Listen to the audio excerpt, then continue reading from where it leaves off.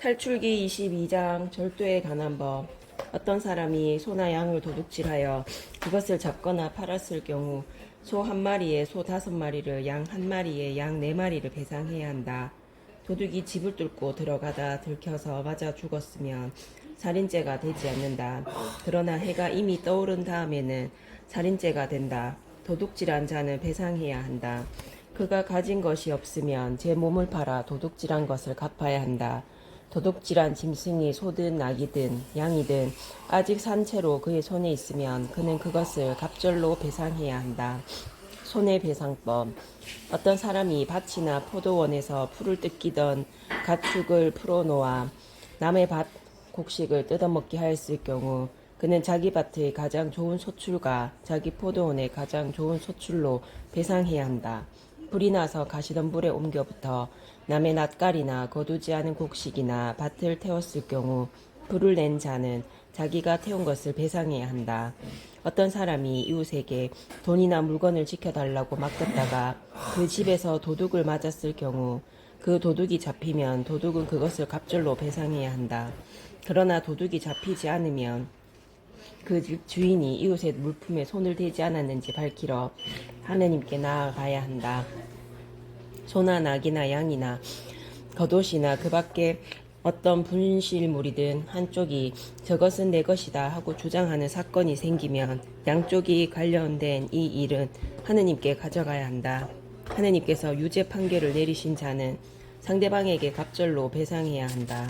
어떤 사람이 이웃에게 낙이나 소나 양이나 그 밖에 어떤 가축이든 지켜달라고 맡겼는데 죽거나 다치거나 아무도 보지 않는 사이에 없어졌을 경우 맡았던 이가 이웃의 물건에 손을 대지 않았다는 것을 주님 앞에서 맹세하여 두 사람 사이에 시비를 가려야 한다. 그러면 임자는 그것을 받아들이고 상대방은 배상하지 않는다. 그러나 그것이 도둑을 맞았다면 그 임자에게 배상해야 한다. 그것이 맹수에게 찢겨 죽었다면 그것을 증거물로 내놓고 찢겨 죽은 짐승은 배상하지 않는다. 어떤 사람이 이웃에게 짐승을 빌려갔다가 그것이 다치거나 죽었을 경우 그 임자가 같이 있지 않았다면 배상해야 한다. 임자가 같이 있었다면 배상하지 않는다. 그 짐승이 세를 낸 것이면 쇳돈은 물어야 한다. 처녀를 범한 자에 관한 법. 어떤 사람이 정혼하지 않은 처녀를 깨어 그와 동침하였을 경우 신부 몸값을 내고 그 처녀를 아내로 맞아들여야 한다. 그 처녀의 아버지가 자기 딸을 그에게 주는 것을 거절하면 처녀의 몸값에 해당하는 금액을 물어야 한다. 그 밖에 사형에 처할 죄인. 너희는 주술쟁이 여자를 살려두어서는 안 된다. 짐승과 교접하는 자는 누구든 사형을 받아야 한다. 주님 말고 다른 신들에게 제사를 지내는 자는 처형되어야 한다. 약자보호법. 너희는 이방인을 억압하거나 학대해서는 안 된다. 너희도 이집트 땅에서 이방인이었다. 너희는 어떤 과부나 고아도 억눌러서는 안 된다. 너희가 그들을 억눌러 그들이 나에게 부르짖으면 나는 그 부르짖음을 들어줄 것이다. 그러면 나는 분노를 터뜨려 칼로 너희를 죽이겠다. 그러면 너희 아내들은 과부가 되고 너희 아들들은 고아가 될 것이다. 너희가 나의 백성에게 너희 곁에 사는 가난한 이에게 돈을 꾸어 주었으면 그에게 채권자처럼 행세해서도 안 되고 이자를 물려서도 안 된다. 너희가 이웃의 겉옷을 담보로 잡았으면 해가 지기 전에 돌려주어야 한다.